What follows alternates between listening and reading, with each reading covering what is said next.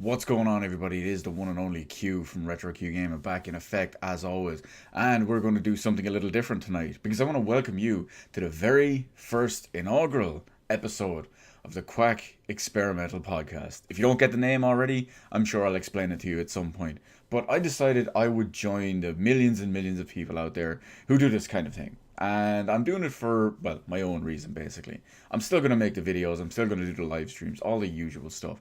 But once a week, hopefully once a week anyway, I'm going to kind of do a little bit of a roundup, if you will. It might be some stuff I've already talked about, some stuff I didn't talk about, some new stuff, whatever it is. These probably won't go on super long as you'd expect with other people's who go on for, I don't know, maybe an hour, maybe 2 hours, whatever it is. This is probably going to be relatively short. This explanation is probably only going to be in this first one anyway, just to get you to grips with the whole thing. But anyway, that's beside the point. Let's go with our first one. Now, there's a decent list of stuff to talk about. I have a bunch of them here anyway. It's not going to be the most in-depth, comprehensive stuff. Like I said, some of the stuff I've already talked about. Some of it I haven't. But anyway, let's go with what happened this week that's important enough for me to want to talk about at least.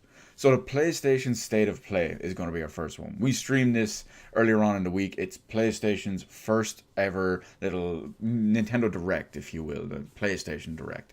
Now, of course, many people, myself included, as well as pretty much everyone in the stream chat at the time, were fairly disappointed with what was unveiled in it. Many of us were expecting at least one or two big, not so much announcements, but maybe one or two big release dates, updates even, something like that. Sony have a big selection of games that haven't fully released yet. Some of them don't even have release dates. You have the likes of Death Stranding, Ghost of Tsushima. I always forget that name, trips me up for a second. And you've got the what's the other big one they have? Oh yeah, The Last of Us Part 2. So those are some big ones. There's also some smaller ones and some IPs that they could just go on with. The likes of Medieval Remake is upcoming. We still know nothing about it other than it's out this year and it looks really good. But what we did get was a questionable thing, to say the best. Just because when you think of Nintendo Direct, they usually have maybe one big announcement in them and massive amounts of late ports and disappointment. Sony basically went the same way, but instead of late ports and disappointment, they had VR games and disappointment. So anyway, in the PlayStation State of Play, we had the announcement of Iron Man VR, which we saw very, very briefly. I think they're kind of capitalizing on all the, not just the Avengers stuff, but they're trying to capitalize on the Marvel Spider-Man. And that's probably why this game exists. And I mean, come on, let's face it, Iron Man's the best. Everyone wants to be Iron Man. When it comes to Marvel and DC, it's funny because the two best superheroes in both camps are normal people with a shitload of money.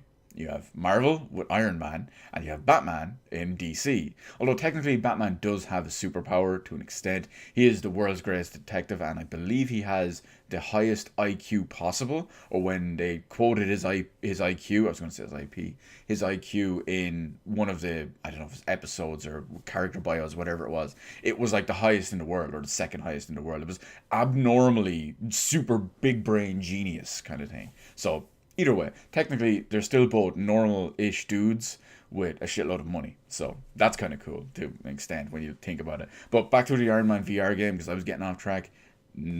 I don't really see it. I don't really see it. They did announce that the PlayStation VR has sold about 4.2 million units, considerably higher than what I expected.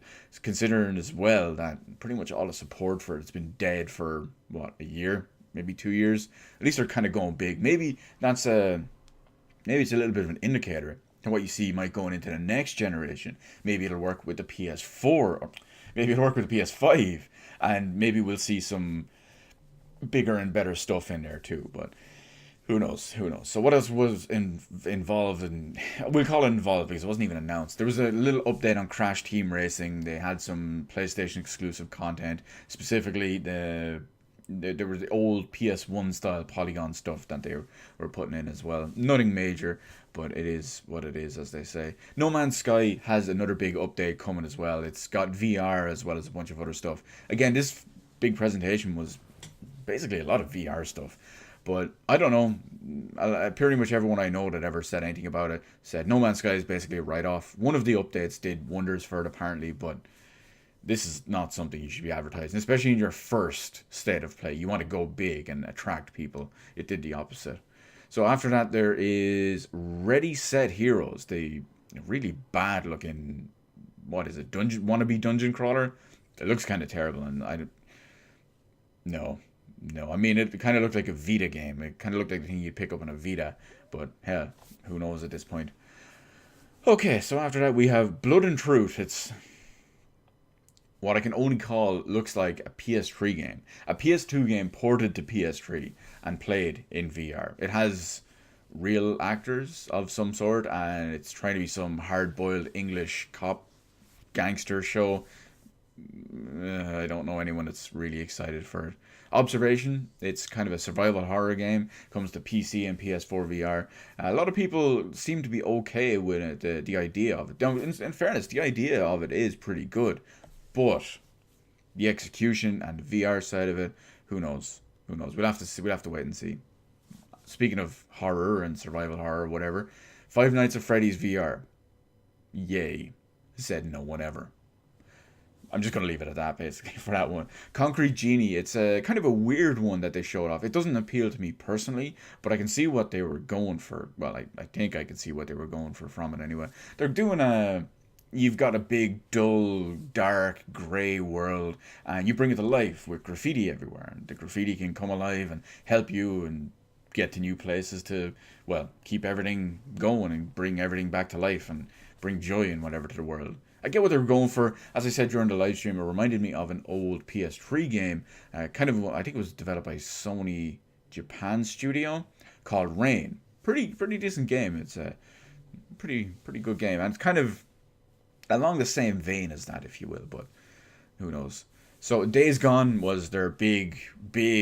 I very much stress this big in the big reveal or their big focus of it, because that was the only real actual named game in there. Everything else is questionable at best. But Days Gone, it's still I just don't get it. It still looks like an indie game. Now, in all fairness, when they first showed it off, it looked like a really low budget indie game. Then over time, I think it was a year later, they actually showed it off some more, and it got a little bit better. It looked considerably better. But it looks like they've taken a step back and realized, okay, when we want to do all this stuff on the PS4, it runs at a piece of shit frame rate or something. So we have to dial it back a little bit. And now maybe we can actually do it. It remains to be seen. I don't care about the game. It's out very soon, but I just don't know anyone that's hyped for it either. And a lot of the Sony fanboys are pushing it as their big game, their big deal, their big thing. But it's Days Gone. Who cares about Days Gone? I didn't think so. After that, they closed out with Mortal Kombat 11. It had a little bit of an update trailer, more so old versus new, old school versus new school. You had stuff like new Johnny Cage beating the shit out of old Johnny Cage, and it was just kind of nice along those lines. It was a little bit of a throwback to people like me, people who haven't played a new Mortal Kombat game in the longest time. So I did appreciate the reference, and I did appreciate everything else that they did in there. I don't care about the game. But from what I understand, a lot of people that I do know that play it or have played the beta are kind of happy with it. There's one or two improvements that they could all talk about, but overall it seems to be on a positive train, at least anyway. So that's the PlayStation State of Play, the disappointment of the PlayStation Direct. Hopefully it gets better over time. Hopefully they don't do it too often. Hopefully they don't leave it too long between gaps and when they actually do it. But at the same time, I do think there's room for improvement. I think it was terrible, much like many of the Nintendo Directs, but I do think there's room for improvement. They need to put in one proper, let's call it announcement or reveal, or one proper update for something considerable, yeah, there you go, in at least one of them. Days Gone isn't going to cut it. I mean, if you remove Days Gone from that, you have nothing. You have nothing. It's terrible. Absolutely terrible. So moving on as well, we got moving away from the complete piece of crap that was the PlayStation State of Play. We got the Mega SG, the analog Mega SG. Now, you're probably wondering why I'm mentioning this in here. This one was actually released this week, the analog Mega SG. It went up for pre-orders, I think it was like last October, but it actually finally released. Media outlets, YouTubers, other people who've just pre-ordered one and all, they finally got their hands on it. I know I have mine. It's sitting right here behind my monitor, and it's so damn good. There's one or two slight teething problems. It's mainly to do with how Sega did a lot of the consoles, or some of the cartridges, I should say. But overall, it's good quality stuff. I've updated it to what was at the time the most current firmware. I believe it was 4.2. I'd have to double check that. But it was the most up to date one on the. They shipped on the Monday. I got it on a Wednesday, and I got the most up to date firmware on the Wednesday. Again, I think it was 4.2. But I streamed a bunch of stuff that night, and I thought it worked really well. I thought there was a good amount of stuff, and there was a lot of fun to be had in it. I burned through pretty much every game I had, not a full playthrough or anything, just as a test. We did run into one or two small issues, mainly the region locking thing, which was kind of weird because Sega did it with their console. Not, why did I say their console? Their cartridges, instead of, say, just leaving it in the console. It's the same way when you look at, say, Earthbound on the Super Nintendo. Like when I play my analog Super NT for my SNES stuff, there's pretty much no problems whatsoever. Because there's no proper region locking on those games. It was kind of physical in the sense that it wouldn't fit in. There was the cartridges were different sizes and shapes. There was like little tabs inside them that could be broken off and stuff too to get around the region locking. But it's kind of software in the Mega SG and the Sega Mega Drive case. So other than that though, I have no complaints with it. Hopefully we'll find a better way around it down the line. I don't want to use the automatic one. If you've seen the stream, we can manually pick if we want to use the PAL setting or the NTSC setting. But at the same time, I don't want to use the automatic check setting. I live in Europe. Pretty much all my games will be the European versions, which mean if I leave that on, they will default to 50 hertz, which plays slower. If you go back and check the stream or you've ever seen anything like that, play Sonic 1 at 50 hertz. The music sounds really slow. So that's what I don't want to default it. Just as a quick comparison, when you look on the Super Nintendo stuff, pretty much no game has software region locking. The only one I can think of that actually does is Earthbound. And that, when you put it Earthbound in, like I have in my actual Super Nintendo, I have a region unlock cartridge. If I put that in, if I put Earthbound in, it doesn't work. It still gives me the flash and the splash message at the start, where it actually says, "Oh, this game is intended for US region only," blah blah blah, which is actually the reason why I bought a US SNES back in the day. So that was why I bought that one. But you know what? I haven't actually checked that on the Super NT. I would assume it's probably the same way. But I play my Super NT in NTSC mode, so it's not an issue. So hopefully one or two of these issues might be patched out, or there might be a new workaround that has kind of just region unlock. You know, the NTSC, let's call it PAL 60 even. That could be weird. But hopefully the Mega SG improves, because the quality that we had the other night, the audio quality, the video quality, everything about it, the feel, the responsiveness, because it's all FPGA, it's glorious. It's only going to get better with time, and I'm so happy with it in that regard. Obviously the library of the Mega Drive doesn't even hold a candle to the Super Nintendo, but well, I won't even say that's down to personal preference. It just doesn't come close. Other than that, we have, what do we got next? The Borderlands. So there's a lot of Gearbox stuff announced the other night. I'm not going to go into detail about all of them because we already restreamed the entire Borderlands Gearbox thing as well. There was like the Borderlands 1 remaster. Borderlands 1 is getting a full remaster. Borderlands 2 and Borderlands the pre-sequel are getting free Ultra HD packs. So you're getting all this free Ultra HD textures and stuff on PS4 Pro, Xbox One X, and PC. They're going to be available a few days from now, but actually this is going to be out on the 31st. So you will be able to get those packs on the 3rd of October, 3rd of April. I know I'm going to get one. I'm going to get both of them probably, actually. I already have Borderlands 2 installed. I keep it installed. So I'm going to download the one for Borderlands 2. Hopefully, I'll get to something later in the video about this, that I'll properly be able to play it in, well, like I said, later in the video. But I might actually play the pre-sequel using the Ultra HD texture pack and all. No promises, but I might actually play it.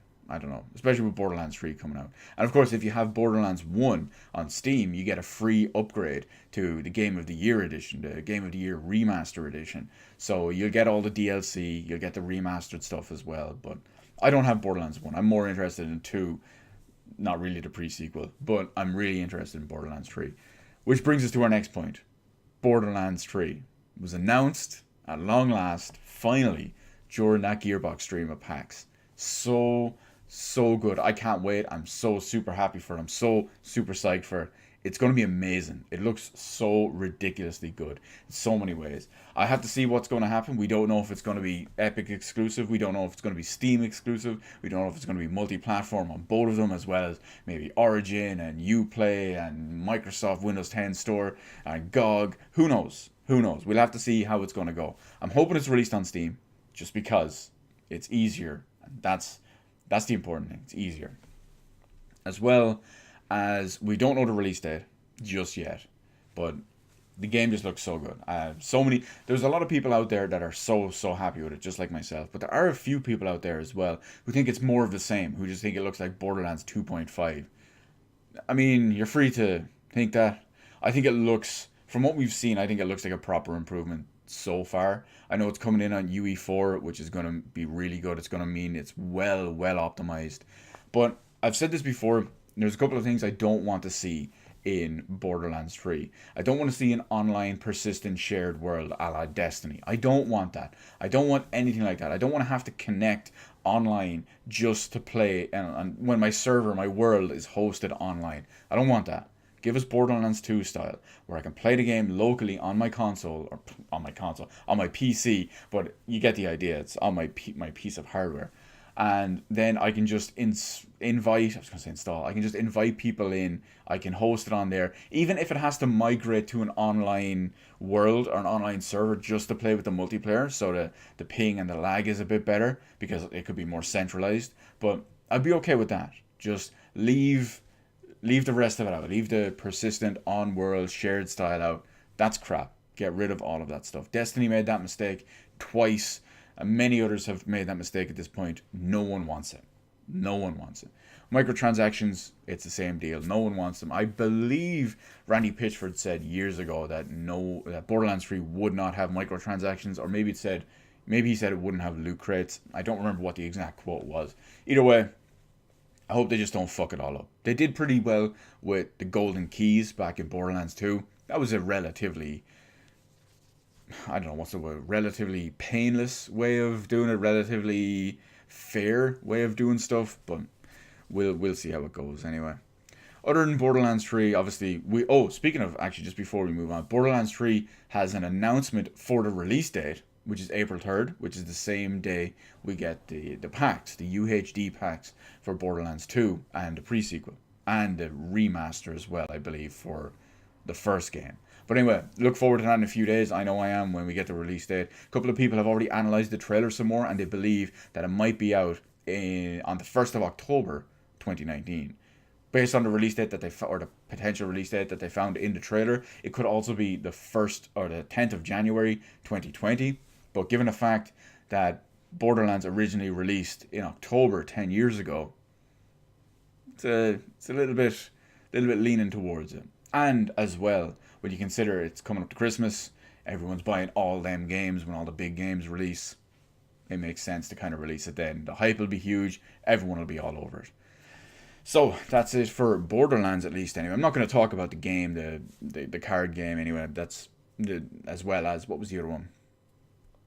Borderlands 2 VR, there's one or two updates and announcements in there. I'm not really worried about that. So, what we saw at the start of the week, you could almost question it and say that this is from last weekend. But based on the times and translation and all that as well, we have Persona 5 The Royal. Now, Persona 5 The Royal was what was teased as Persona 5 R back in January. And we finally have a little bit, I stress a little bit, of information about it. Now, what do we know about Persona 5 The Royal? So far, not much. We know it's going to be a JRPG of some sort. We don't know if it's a full standalone game. We don't know if it's a DLC. We don't know the proper full connection to Persona 5. What we do know is it most likely involves a female protagonist, a female main character of some way, shape, and form. Now, many people theorized when they saw this trailer that this automatically is going to be like Persona 3 Portable, which was Persona 3, but it added in a female protagonist option. I don't think that's going to be the case, because in the trailer, they actually have the female character linked to Goro Akechi, which, well, if you haven't played Persona 5 at this point, you're, 2 years too late to spoilers, but he's essentially one of the bad guys. So, you get the idea. Now, she's linked to him in a positive way, because she's overheard saying in the trailer and all that she dislikes the Phantom Thieves. She dislikes what they do. She doesn't agree with how they do the way they do it with Changing Hearts. She doesn't think it benefits anyone or anything. So she seems to be on the bad side of it, as opposed to the Phantom Thieves side of it. We'll see how it goes. They've said that there's going to be more information at the end of April during a new, what was it? I forget the full name of it, but they have a live action concert anyway for a lot of the music. Persona music is fantastic. So once that happens at the end of April, yeah, end of April, we'll see hopefully a release date and some proper more information about it, like if it's a standalone game or DLC or whatever it is. Hopefully it's an upcoming bundle that's going to be launched on PC, not Switch. But anyway, they just don't deserve that game. They just don't deserve it at this point. You can poor beg all you want. It's a win-win for me regardless, because if it comes to Switch, I can say, ha, you're poor beggars, this is the best you get. If it doesn't come to Switch, I can say, ha, you don't deserve it. So that's the way I look at it. Now, we got the Mega Drive Mini. I made a video about this yesterday, so I don't really need to talk too much about it here. I'll quickly list everything there. So far, the Mega Drive Mini is going to be coming out on September 19th, 2019. It's also going to come with 40 pre-installed games, both first and third party. It's going to be available for anywhere between 70 and 90 euro, depending on the bundle that you're buying, if it comes with one controller or two controllers. And so far, they've only announced 10 of the 14 games. Those 10 games so far being Echo the Dolphin, Castlevania Bloodlines, Space Harrier 2, Shining Force, Dr. Robotnik's Mean Bean Machine, Toe Jam and Earl, Comic Zone, Sonic the Hedgehog, Altered Beast, and Gunstar Heroes. Now, there's not much to say about that list other than something I will say that I said in the video yesterday as well, that it's promising that even the European account the European Sega account is referring to it as Castlevania Bloodlines, which makes me hope and makes me believe that they're using the American version of Bloodlines, which is actually called Bloodlines, because that way it's 60 hertz, it plays better, it runs better, it looks better, it sounds better. It's just a better version overall. Because if you go onto the European website, they use the box art for Castlevania The New Generation, which is what Bloodlines was called here. It's the same game, it was just called New Generation instead of Bloodlines. So hopefully they use the 60 hertz American version, which I'm leaning towards, because even like I said, the American account for Sega and the European one both used the Castlevania Bloodlines name explicitly. So I'm hoping for that anyway. There's still 30 more games to be revealed in the next couple of months before it comes out. I know I'm hyped for it. I'm watching Amazon, I'm watching GameStop, whatever is my easiest way to get it, preferably Amazon. But it's currently up on Amazon UK, but they don't ship it to Ireland, which is usually what happens at first until it gets properly rectified a few days or a week later or whatever. But anyway, we'll see how it goes. I'm happy with it. M2 are working on the games and the emulation, because originally Act Games was going to be working on it. Mass outcry, Sega pulled it back in-house, and now they've announced that they're working with M2. M2 do fantastic ports. If you played any of the Sega Ages stuff on Switch, or any of the, I think they're called Sega 3D Classics on the 3DS, you know they include all the bells and whistles. They include all the quality stuff. It's just really good, and they're really good ports, and they're usually worthy of the money, at least if it's a game that's worth money. So after that, there's an interesting one coming up next. Now, this is something that a lot of places have glossed over the last few days, but it has bigger implications, and, well, it leads me to be able to say, ha, I told you so, in certain ways. So you remember Drive Club on the PS4. Now, Drive Club was that game that was, it looks pretty good for a driving game standard, but it was that one where it's like, oh, dynamic weather, online, this, that, and the other, is online clubs, all this other stuff as well. And it's also at 30 frames per second, which is hilarious. But Drive Club, which was supposedly the Forza killer, didn't happen, by the way. Because let's face it, Forza's still around, still going strong, and it's pretty much all of what Xbox, one of the few things Xbox One still, well, no, I can't even say Xbox One, but Xbox has for it. But Drive Club is shutting down, essentially. Now, it's not completely shutting down, not completely going away, but it almost is. It's like within a hair's breadth of its life. I'll explain that now. So Drive Club is basically being cancelled. All the online features are being removed because the game and the servers are being shut down. So there's going to be no multiplayer gameplay. Any of the features, the clubs, the community, the any rankings, all that stuff is all going away. All of it is getting completely removed and completely shut down. Sure, you can still play the game by yourself. It's just if you have it downloaded and whatever, you own the game, that's fine. There's no problems there. But it gets a little bit worse. They're completely delisting the game from stores, including the VR and the VR features, as well as the regular one. So if you have not bought Drive Club, it will be unavailable for purchase for any new players. Now, you can probably find a new or used copy at this point on a physical version, maybe on Amazon or GameStop or wherever it is that sells games in your region. You can probably find one, and that's not a problem. You might be able to download the patch, you can pop your disc in, whatever it is.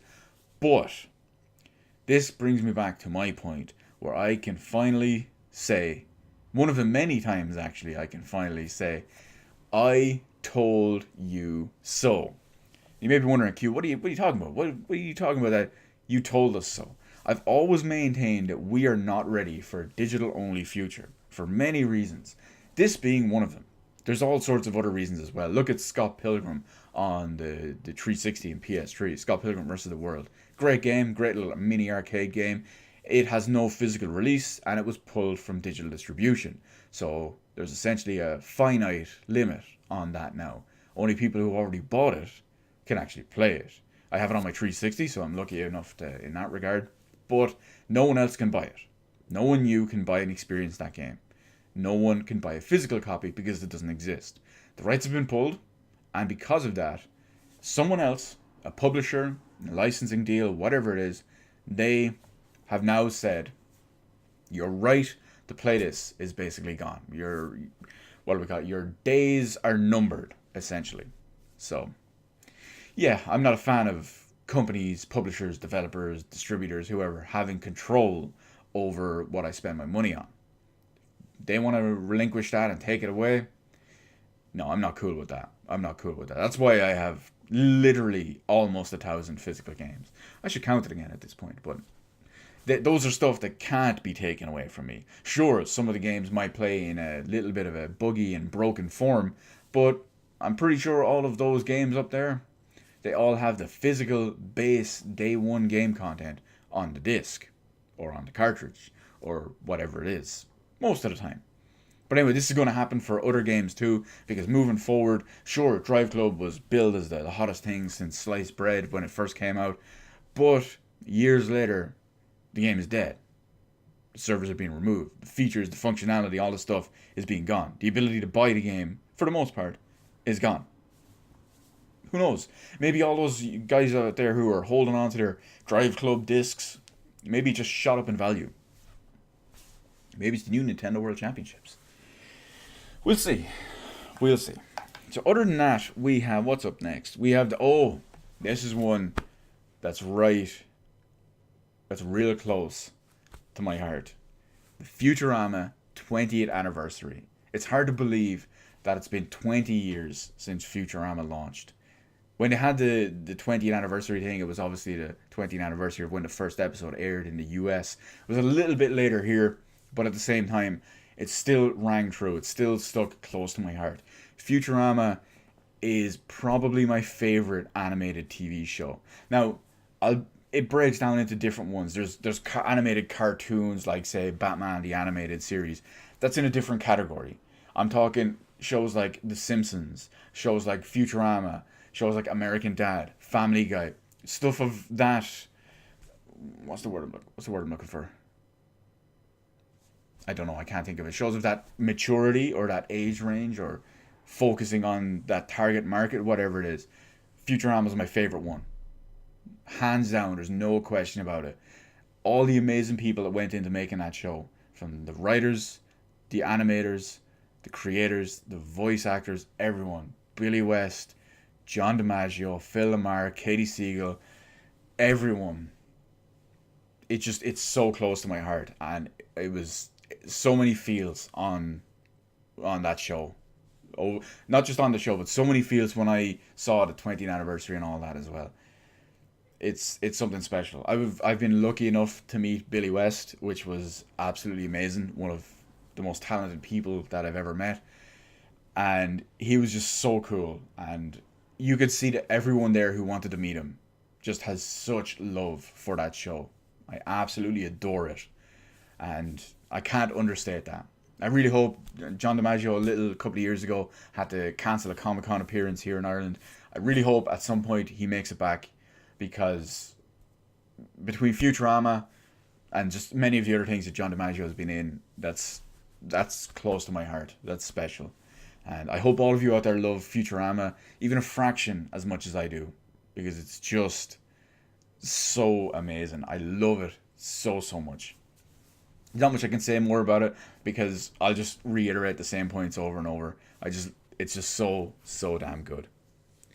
Other than that, we have, after the Futurama one, we have this one I didn't really want to talk about, or at least I wasn't going to make a video about, so I figured I can probably just throw it in here a little bit too. We have rumors going around. I think they originate from the Wall Street Journal, and then everyone else picked it up because why not? 2 new Switch models are tipped to be released by Nintendo in 2019. Now, details are obviously sparse because, well, it's a complete rumor at the moment. The 2 different models that are tipped are essentially a cheaper, lower-end budget model and a higher-end pro model, if you will. Now, what am I going to talk about when it comes to this? Are they going to remove the original version from sale? I don't think so. If these turn out to be true, I think they're going to still sell the original version. I think they're going to still sell obviously still sell the original, and then I think they'll still sell the other 2 as well. Allegedly, the base version, the basic version, or we call it the noob-friendly version, what they're going to do, supposedly, is remove some of the important features. Now, would that remove the Joy-Cons? Possibly. Would that remove motion controls? Possibly. Because allegedly, the controllers will be built into it. It'll be one big unit. Think PS Vita. It will, let's, for argument's sake, we'll call it a PS Vita. Or even looks like a Nintendo Switch now, just without the removable Joy-Cons. So that's definitely a potential thing there. It's essentially designed to replace the 3DS. It would be just their handheld system. The big important thing, at least allegedly, is that it removes the feature to be an actual Switch, as weird as that sounds. It removes the ability to connect into a dock, or maybe it just removes the fact that they're selling the dock with it. Maybe the USB connection is still there, but they just don't include the dock with it. Maybe it can be bought separately. Now, that's a strange one, because that gives a lot of mixed messaging, a lot of mixed marketing. It's still called a Switch, but it can't switch. So that's a big problem. That's a big problem with that as well. But there's also another way to look at it too. If you do just use it as a handheld, because Nintendo have put out a bunch of details many, many different times that I think it's something like 70% of people use it in handheld mode. There's a big, big asterisk beside that, because while 77 people, or 70% or whatever it is, of people have used it in handheld mode, some of those, a huge chunk of them, it's about 50% or so, use it in both modes, TV and handheld, docked and undocked. So you've got like 20% of people, or maybe 10% of people, whatever it was, only use it in handheld. You have 10, 15%, whatever it is, who only use it in docked. I am proudly one of those people. And you have like 50, 60, 70%, whatever it is, who only use it in both. I shouldn't say only use it in both. Who use it in both modes. And who knows when the data was collected, how many times, what are the qualifications, what is the prerequisites. I mean, I've used my Switch in handheld mode, or at least we'll call it portable mode, because there's TV mode and all. I think I've used my Switch in portable mode in any way, shape, or form, maybe 3, possibly even 4 times over the course of, 2 years it's been out. So do I count as part of that percentage? I don't think I should. I think I will gladly be a docked only user. Let me see. Let me try this. On day of release, I tried handheld mode just to test it out. Didn't like it. Couldn't stand it. Played it for 5 minutes. Put it back. I did it at one other time to try play Super Mario Odyssey. Game's absolutely unplayable in such a small, low resolution screen, because everything is just far too small. Tried playing that in tabletop mode with a Pro Controller. At one point, about a year or so later, I completely forgot about that, and I tried to do it again. I tried to play Mario in tabletop mode. That didn't go well.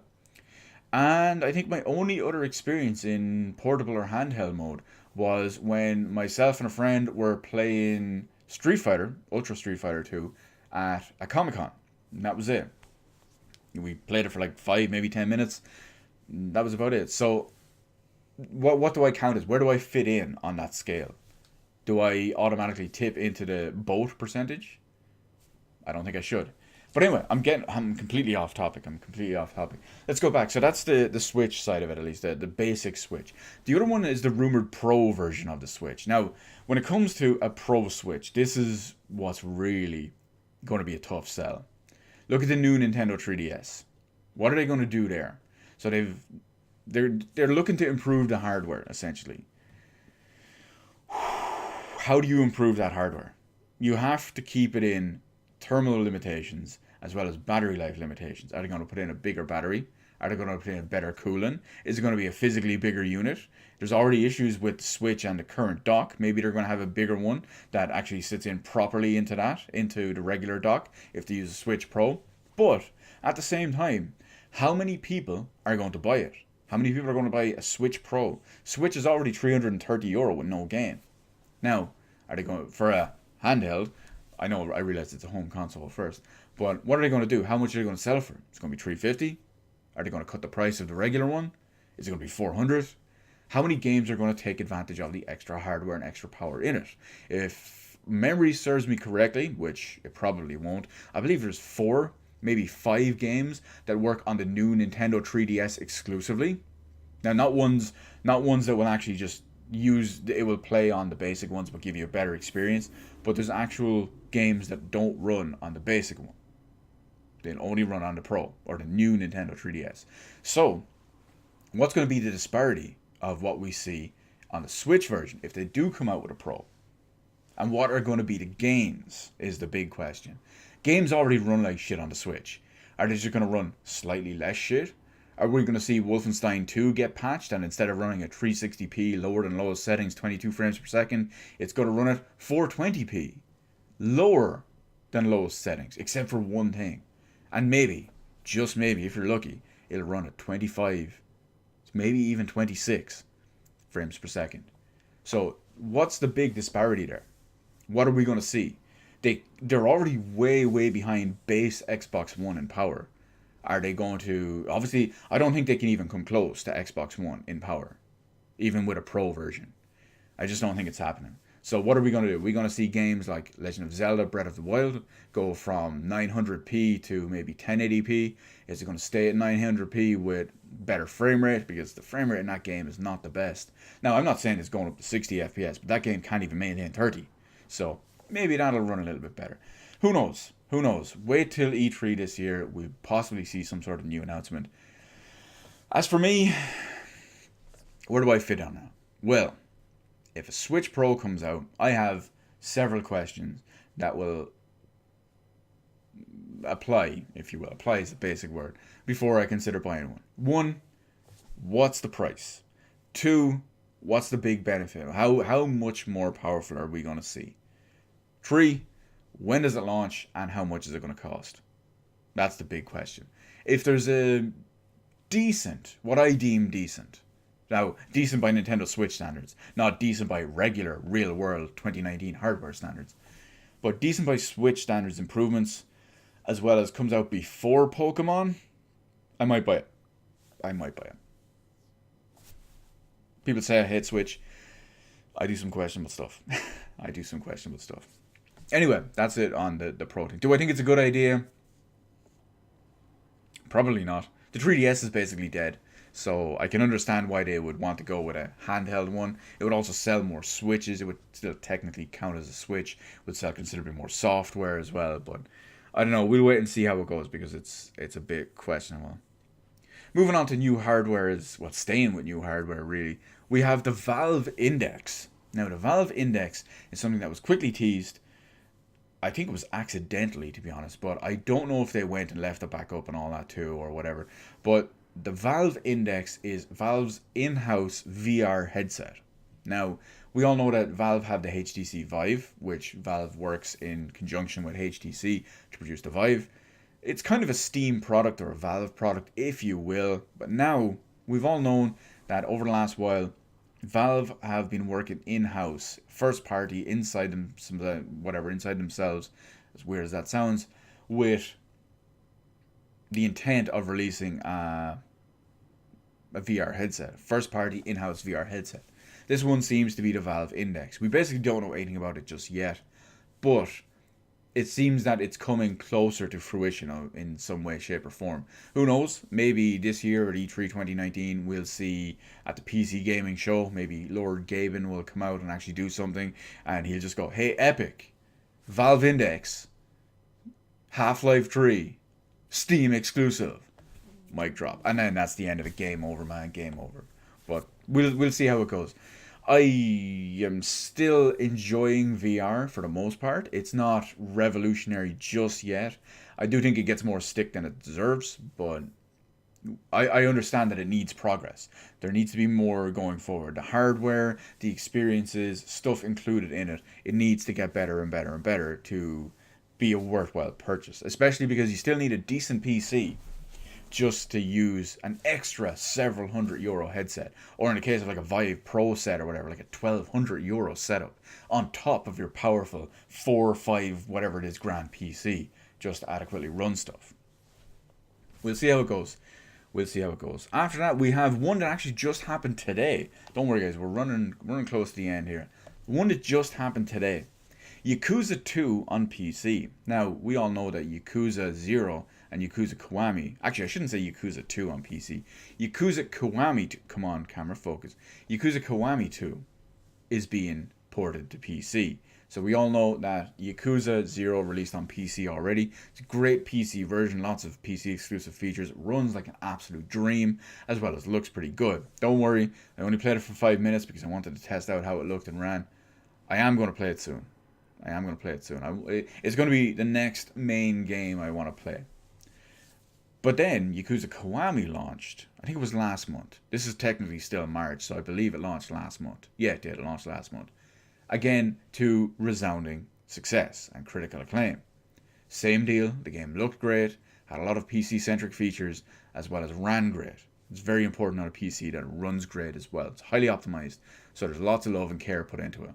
And now, of course, through the ESRB ratings, Yakuza Kiwami 2, it's going to call it Yakuza 2 again, Yakuza Kiwami 2 is now going to be ported to PC. There's no date or even an official announcement on it yet, but the game has been rated for PC. And, well, I think we're going to see I think we're going to see the entire series at this point. I know Yakuza Kiwami 2, as well as, what was the most recent entry, the most recent ending entry? Was it Yakuza 6? Is there Yakuza 7? We'll just go with Yakuza 6. They both run on the new Dragon engine or whatever it is, the PS4 ones. So they run on the same engine. One of them's on PC. The other one was already leaked last year to come onto PC. Let's call it Yakuza 6. That was leaked to come to PC this year in 2019. So it's going to be good. It's going to be good. I will be picking up Yakuza Kiwami 2 after it's finally released, or after it's announced and subsequently goes available for release. I'll pre-order it to get a discount of some sort because, well, that's what they've done with the other ones. Because I will support Sega. Sega have great history on PC, especially lately, with more stuff like JRPGs and, well, what's it called, Kataryn from Atlas, and Yakuza. Shenmue, Yakuza. The Yakuza ports have clearly been high-quality, top-end ports. I'm very happy with them. I will give Sega the benefit of the doubt, and I will definitely add Yakuza Kiwami 2 to my list, to my library of 200 and something Steam games. And, well, it's going to take me a while, but I need to play Yakuza 0, I need to play Yakuza Kiwami, and then I need to play Yakuza Kiwami 2. And then, by the time I finally get all around to all that stuff, I'm sure Yakuza, 3, 4, and 5 remastered will be ported over as well, because, well, that's the trend these days anyway. So that's pretty much the main thing I wanted to talk about, or all the main things I wanted to talk about in here. I do have one quick little extra bit that I will just end with, essentially. So basically, I'm going to give a quick update, just what I'm doing at the moment, at least anyway. What I'm playing, what I'm watching, what I'm doing. It'll take 2 minutes anyway, so we'll see how it goes, because I know a lot of people are always like, oh, Q, you want to do this, you want to do that. Did you ever get around to doing this, did you ever get around to doing that? So currently, I am playing. Well, I'm watching. Actually, you can see it there. I last night I started rewatching Batman the animated series on Blu-ray. Bought it when it came out on Blu-ray. Like it's one of my it's my favorite. I don't want to say cult TV show. It's my favorite adult cartoon. No, adult children's cartoon. Because when you look at other kiddie stuff, it's Batman the animated series. It's legendary. Kevin Conroy is my god almost, but it's what I grew up with. It's my favorite Batman show. It's just so ridiculously good. I think it. Funny enough, at the same time, it ended up coinciding with the Batman's 80th anniversary. I started watching it last night, and Batman's 80th anniversary was also yesterday, from what I understand. And that was just compute. Wow, what am I talking? Complete and pure accident. So, I love it. I love it. It's so good. Other than that, I'm currently playing Final Fantasy VI, replaying Final Fantasy VI because I haven't played it since the PS1 era. Oh, but Q, it's a Super Nintendo game. How did you play it since the PS1 era? I live in Europe. It first came out here on the PS1. I do have a Super Nintendo copy, but I'm playing on Super Nintendo actually. But that's the era I played it. It's been so long, and I love the game. It's one of my favorite Final Fantasy games. It's tied 50-50 with another one. But you see my point. I feel like I'm doing an injustice to myself by not playing it in so long. Other than that, I have, hopefully, Borderlands 2 coming soon. Now, it's not going to be a stream, it's not going to be a playthrough or anything like that, but like I mentioned earlier in the video, I do hope to be playing Borderlands 2 4-player co-op with a bunch of questionable people. This is the best way to describe it. And I'm going to be using the UHD pack. Hopefully we can all play it completely co-op, do all that stuff. I already have them working on it. I have them installed. I have them getting to grips with it. Some of them are new PC gamers. Some of them are not used to playing FPS games on PC. One of them is having like severe carpal tunnel issues where his wrist is exploding and expanding to like 10 times the size of normal and just gushing blood everywhere. Bones and sinew, tendons snapping everywhere. All just because he tries to use a mouse for 5 minutes just to play Borderlands 2. He'll get there. He'll get there. I'll toughen him up. I'll make him grow some nuts. But hopefully it's going to be good. I can't wait. Hopefully everyone comes through on it and it presents itself to be what it is. I know I'm going to try someone different. I'm usually a 0 guy. My 0 is level 57. But I'm going to try something different. I think I'm going to try Gage. Is her name Gage? The Machinist, or whatever her name is anyway. But other than that, and probably after Final Fantasy VI, I'll be playing Yakuza 0. That's probably how my main one is. And the final thing I just want to say is just in my downtime, maybe, when I have 5 minutes to kill or whatever it is, I'm actually rewatching a lot of all AVGN. I do that periodically, maybe once a year or so. I think sometimes he gets a lot of shit for some of his stuff. There's a certain magic and a certain charm to it, and I enjoy the almost, I don't want to say pureness of it, but it was still when it was legitimately fun, when you could tell it was his baby and he legitimately loved doing it. I'm not saying he doesn't like doing it now, he doesn't find it fun, but there's a difference between back then and the ones he puts out now. So I still love the old stuff that James Rolfe puts out in that regard, and I will still continue to watch it. Probably once a year, whatever it is. But anyway, that's it. That's it. We're done. We're approaching the near 1 hour mark, so I did go on for kind of what I expected, at least anyway.